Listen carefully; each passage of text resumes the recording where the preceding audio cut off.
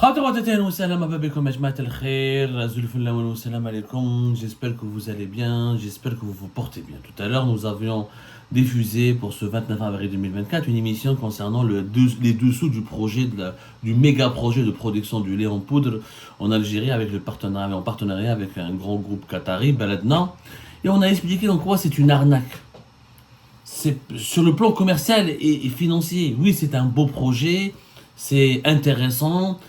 L'Algérie aurait dû le faire d'ailleurs depuis bien avant, depuis plusieurs années, mais l'Algérie peut le faire sans l'aide du Qatar, parce que le problème de l'Algérie, Ajma, et c'est le thème de cette émission, je vais vous donner des détails très concrets, c'est que l'Algérie se fait avoir à chaque fois qu'il y a un investissement étranger important qui doit se faire en Algérie, elle se fait avoir sur le plan financier et commercial, parce que réellement ce ne sont pas des investissements.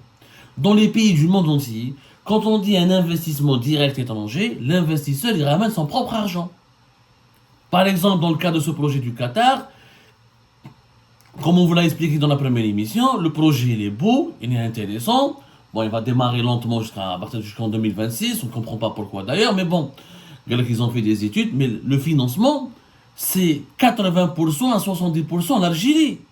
La valeur du projet, c'est un investissement total de 3,5 milliards de dollars.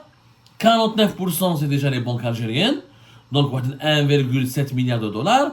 Zid, l'autre partie, la 51%, c'est la joint venture qui a été créée, bien le FNI et le groupe Baladna. Baladna détient 51%, le FNI 49%, et c'est eux les deux qui devront financer le reste. La part du Qatar, la part du groupe de l'investisseur qatari, elle sera à peine de 900 millions de dollars et quelques sur un investissement total de 3 milliards et demi de dollars. Donc c'est pas un investissement étranger, c'est un investissement de l'État algérien. À partir du moment où l'État algérien, c'est lui qui va financer presque 2 milliards, presque 3 milliards de dollars de ce projet, en quoi la présence du Qatar serait donc, la présence de l'investisseur qatari serait donc intéressante. Elle n'est plus intéressante. Yajma, le problème d'Abladna, c'est qu'en Algérie, nous avons malheureusement, c'est une habitude, une mauvaise, une fâcheuse habitude, et les dirigeants de notre pays n'arrivent pas à le comprendre. On ne signe pas des projets avec des investisseurs étrangers si l'investisseur ne ramène pas ses propres sous, ne ramène pas son propre argent. Ce sont les banques algériennes qui financent toujours les projets faits par les étrangers. Ça n'a pas de sens.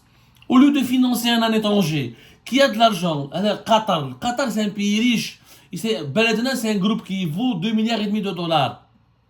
Pourquoi c'est à l'État algérien, c'est aux banques algériennes et c'est au Fonds national d'investissement de financer les 2 tiers, on parle des 3 tiers, jusqu'à 70% du projet. Ce n'est pas à nous de le financer. Si on le finance à plus de 70%, on n'a pas besoin de cet investisseur qatari, on le fait nous-mêmes. Il y a 2 cas, je vous explique, il y a 2 cas où dans les pays où l'investisseur étranger peut venir sans ramener beaucoup d'argent. C'est dans le cas où il y a une expertise technologique. C'est-à-dire il a le monopole sur une technologie novatrice et sans cette expertise technologique, on ne peut pas réaliser ce projet. Mais malheureusement, et ce n'est pas le cas que des Qataris, l'Algérie se fait toujours avoir, elle est toujours arnaquée par les étrangers. Ils viennent chez nous, ils prennent des projets, ils prennent des privilèges fiscaux et parafiscaux, ils ne vont pas payer beaucoup d'impôts, etc. Ils ont un accès privilégié au foncier, ils ont des facilitations administratives pour le transfert de leurs dividendes, etc. Et après, ils ne mettent pas beaucoup d'argent, ils ne ramènent même pas beaucoup d'argent. C'est les banques algériennes et l'État algérien qui financent. Ils jouent là-dedans au privé algérien. Allez, je ne finance pas le privé algérien. Mais au lieu de financer le Barani, je finance le Delbled. Au lieu de financer l'étranger, le groupe étranger qui vient de l'étranger, et qui me ramène des idées qui peuvent être appliquées par le secteur privé algérien. Je vous donne des exemples pour vous démontrer que les dirigeants algériens ont toujours été mauvais, des très mauvais managers, et n'ont jamais su bien gérer leur business ou les négociations avec les investisseurs étrangers. Et les étrangers viennent toujours en Algérie pour prendre notre argent, réaliser des projets avec lesquels ils vont gagner de l'argent eux-mêmes, qu'ils vont transférer ensuite à l'étranger, où l'Algérie ne serait pas beaucoup gagnante, puisque ces projets, elle aurait pu les faire avec d'autres investisseurs qui auraient pu eux-mêmes les financer et créer des emplois. Mais si c'est l'État qui finance, si c'est l'Algérie qui finance Ce n'est plus un investisseur étranger, ce n'est plus un investissement étranger. Et on n'a pas besoin d'un investisseur qui vienne juste nous donner des idées. Les idées, non, on peut les avoir. Attendez comme un exemple. On a trois projets précis. On commence par le premier projet. Premier projet d'une usine d'assemblage de véhicules. Le fameux projet Renault, dont vous vous souvenez tous, qui a été inauguré le 10 novembre 2014.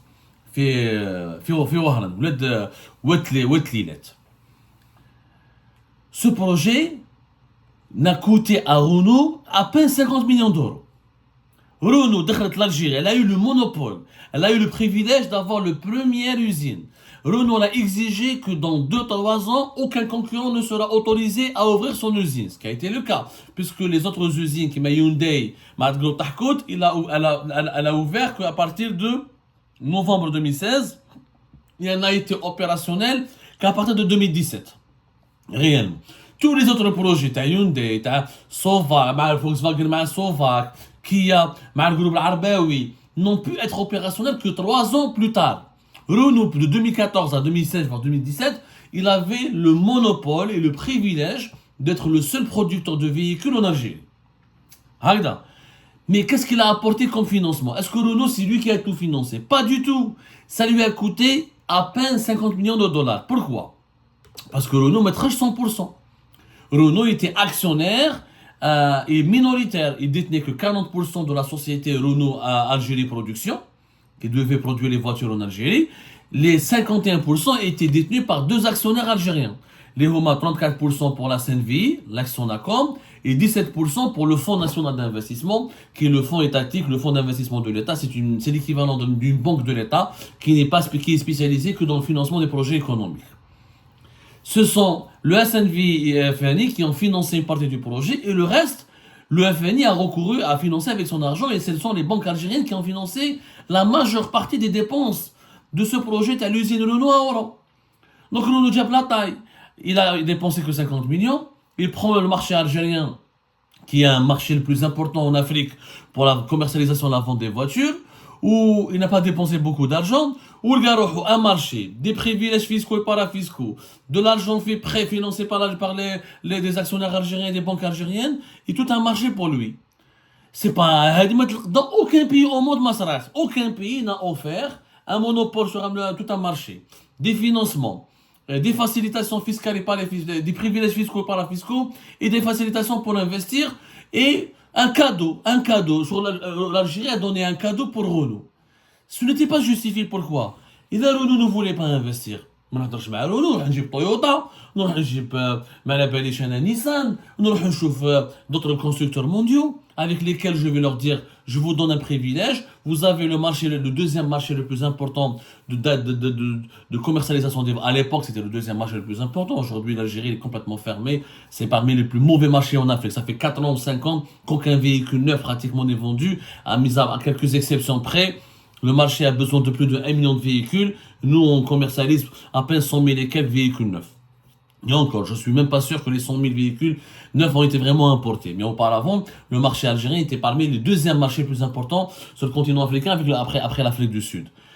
On aurait pu convaincre n'importe quel groupe mondial, que ce soit asiatique ou là occidental, soit Ford ou là, de venir investir leur propre argent. Mais qu'est-ce qu'un investisseur dans un autre pays, il n'y a que l'Algérie qui accepte qu'un investisseur étranger vienne avec la taille, il vient avec pour ses beaux yeux, il vient uniquement avec ses beaux yeux, il prend l'argent du pays, il prend les privilèges, il prend les avantages fiscaux et parafiscaux, ou il dé un marché pour lui. Ça n'existe pas. Auparavant, avant Renault, on a eu le même problème avec les Émiratis. Les Émiratis qui sont diabolisés, insultés et qui sont menacés et qu'on accuse de comploter contre la sécurité nationale. On a oublié que depuis 2012, ils ont un investissement important avec l'armée algérienne. La société qui fabrique le montage et l'assemblage des véhicules Mercedes, elle appartient en partie aux Émiratis. Il s'agit de, comment on appelle ça, la fabrique, l'usine Savav MB, Ta'in Bouchik Fitieret, qui a été inaugurée peut-être en 2014. Voilà, elle a été le 26 octobre 2014. Il y a pratiquement juste avant l'usine Renault Ta'oulet Lilet. l'armée avait lancé son propre projet d'assemblage et de montage des véhicules, qui sont de la marque Mercedes, des véhicules utilitaires, des camions, ou des fourgons, ou des 4x4 Mercedes. Ce projet a été créé comment? C'est une société mixte, en juillet 2012. L'entreprise de développement de l'industrie automobile EDIV, qui relève du ministère de la Défense nationale, elle a pris 34%, et 17% c'était la Société nationale de Sonacom. Le reste c'était le fonds d'investissement émirati Abar, 49%. Le groupe allemand Daimler, c'était un partenariat technologique. C'est tout. Mais la même chose, les Émiratis d'Akhlo Blatay, on n'a jamais donné un chiffre sur combien ont dépensé les Émiratis pour cette usine. Comment on appelle ça? T'as le montage des véhicules Mercedes, t'as aucun chiffre. Pour une raison simple. Où je dis les Émiratis? Les Émiratis ont convaincu les Allemands, Daimler, de participer, d'aider l'armée algérienne à assembler à rassembler à faire du montage de leurs véhicules. D'ailleurs, on ne sait même pas ce que cette usine est devenue, parce que comme les relations algéro-émiraties sont extrêmement tendues et très compliquées, on ne sait même pas si cette usine continue de travailler, est-ce qu'elle continue de rater. On n'en parle plus depuis 2023. Depuis que les relations algéro-émiraties ont atteint un niveau de tension et sans équivalent, mais c'est bien alors qu'auparavant, jusqu'à 2022, l'État algérien, chaque fois, il y avait des cérémonies, livraison de tel véhicule, réception de tel véhicule, montage d'une dizaine, d'une centaine de véhicules Mercedes. Aujourd'hui, on n'en parle plus de ce projet émirati. Parce que, de ce projet plutôt industriel, parce qu'il y a les Émiratis, le groupe Abar qui est actionnaire, à 49%. Dakhloub la taille, kif, Kimarounou, ils n'ont absolument rien investi. Là, ils ont investi une somme complètement ridicule. L'Algérie aurait pu ne se passer des Émiratis, aurait pu directement voir avec les Allemands, ou essayer de convaincre les Allemands de venir eux-mêmes et de développer la technologie de l'assemblage et du montage des véhicules Mercedes. Si les Allemands ne veulent pas investir, l'État algérien va investir, mais au moins tu les Allemands. Tu passes par les Émiratis pour parler aux Allemands. Finalement, les Émiratis ils vont investir que quelques petites bricoles. Oh, les Allemands sont un partenaire technologique. On aurait pu négocier un partenariat technologique directement avec le groupe Daimler. Les Émiratis, ils n'ont rien investi. Et les exemples sont légion. Comme un autre exemple, le groupe Toshieli, qui est considéré Zama comme le plus important exportateur du pays, où il voulait exporter pour plus de 1 milliard de dollars de produits sidérurgiques et de fer, où il a eu le trophée du meilleure entreprise algérienne exportatrice hors hydrocarbures en juin 2022, ou des promesses, où c'est un grand projet industriel, et c'est un important investissement étranger, et où Malabelish, où il va exporter 1,4 million il a exporté 1,4 million de tonnes en 2022. Oui, c'est vrai. Mais est-ce que c'est vraiment un investissement étranger? Toshieli, comment il a fait? Toshieli, il a commencé à négocier son installation en Algérie depuis 2017. Il a commencé la production en 2013. C'est à partir de septembre 2011 où les autorités algériennes, à travers le Conseil national de l'investissement, qui était présidé auparavant par un premier ministre, le Conseil national d'investissement aujourd'hui n'existe plus réellement, parce que les lois de l'investissement en Algérie ont changé, etc. Toshieli pour venir en Algérie, il a promis, en fait, il a financé, il a dit, moi je finance que 30% de mon projet. C'était un investissement au départ de 750 millions d'euros pour réaliser l'actuelle usine Théologie dans les environs d'Oran. Le complexe de Toshieli, je crois que Betiwa, oui, j'ai Betiwa. En tout cas, il est situé à Oran. Voilà, à 40 km à l'est d'Oran. Regarde, j'ai fait Oran, plus important. Donc, au départ, ils devaient apporter déjà, je vois comment ils ont négocié avec eux, ils me disent que 30%. Allez, ils disent que 30%. C'est l'Algérie, c'est le seul pays au monde où il y a un investisseur étranger qui ne dit que 30%. Allez, dis 30%. Si tu n'as pas d'argent pour investir chez nous, ne viens pas investir chez nous. On va négocier avec d'autres groupes qui pourront ramener plus. Même les 30%, mais j'ai pas. Donc, il a obtenu d'abord un crédit de la BEA, un crédit de plus de 500 millions de dollars. Ensuite, finalement, les 30%, il n'a jamais pu les ramener.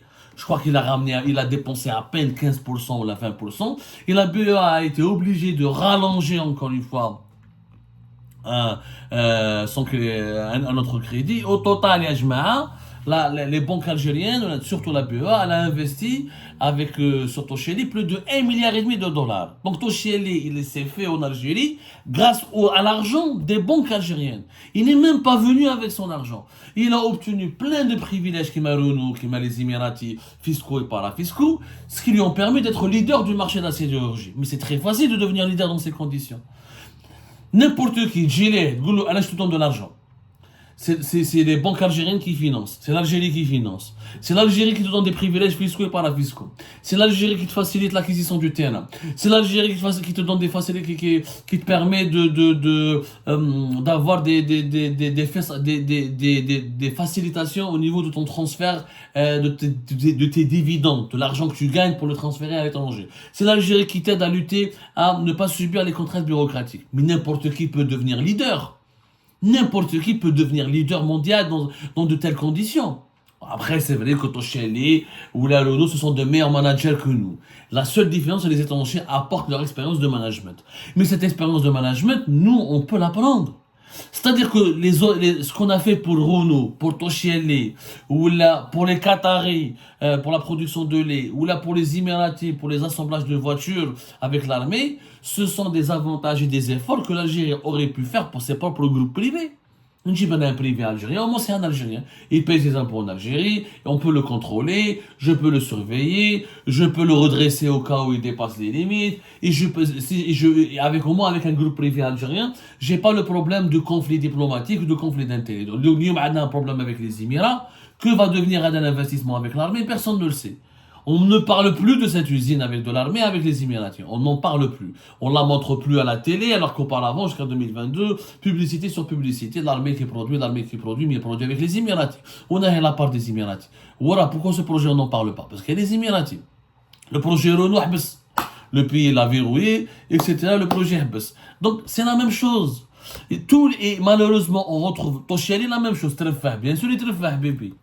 Et qui va me يترفهش؟ تتمد له دراهمك.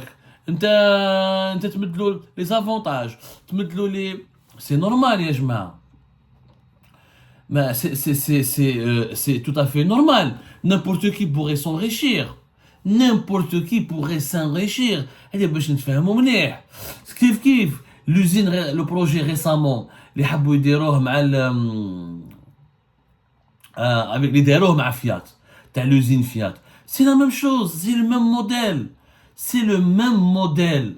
C'est Fiat, elle détient apparemment entre 49 à 51%. Le reste, c'est des Algériens, Condor, Palpapro, PMO, des actionnaires algériens, etc. La même chose. Et on retrouve toujours derrière ce montage le FNI, le Fonds national d'investissement. Et c'est toujours le Fonds national d'investissement qui a ensuite racheté des parts aux autres actionnaires du groupe Fiat, le groupe le projet Fiat en Algérie, et c'est lui qui s'engage auprès des banques algériennes à financer ce projet de Fiat en Algérie. C'est la même chose, mais tous les investisseurs étrangers quand ils viennent en Algérie, ils ne rapportent rien de leur valise. La majorité des cas, je dis bien la majorité des cas, dans la majorité, à l'exception dans les hydrocarbures.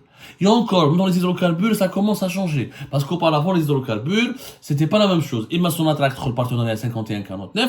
Sinon, l'État algérien, à travers les autorités, à travers l'ALNAFT ou les autres organismes de régulation de régulation et de surveillance et de gestion des puits de pétrole et de gaz et des ressources naturelles du pays, on donne un permis d'exploitation des compagnies étrangères.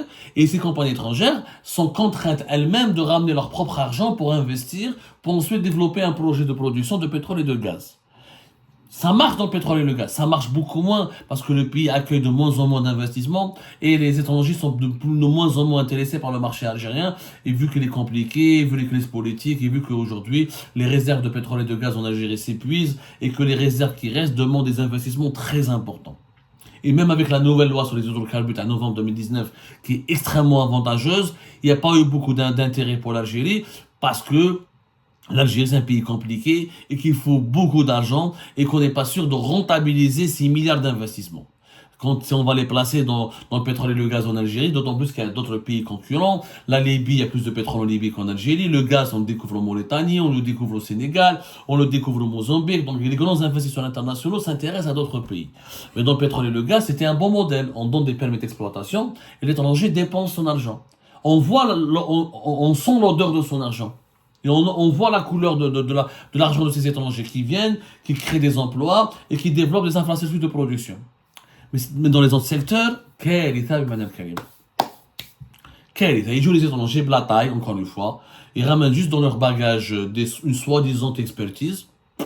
Alors que cette expertise, nous, les Algériens, on peut l'acquérir, on peut l'acquérir à travers d'autres partenariats avec d'autres étrangers avec lesquels on pourrait négocier des accords beaucoup plus rentables pour notre pays, où les étrangers profitent de l'Algérie, ils s'enrichissent en Algérie. Quand ils ont un problème, ils prennent leur bagage, ils se taillent. L'Algérie ne peut rien contre eux parce que ce sont des étrangers, leurs États les protègent. Là. Quant au privé national, quant aux investisseurs nationaux, quant à l'investisseur local, il est écrasé, il est méprisé, on le surveille, on le réprime, on le redresse, on le menace, on l'empêche de se développer. Et c'est toujours l'étranger qui est le mieux choyé, le plus choyé, le plus courtisé, le mieux traité. Comme il dit un proverbe algérien, خبزة الدار ياكلها دائما البراني في الجزائر.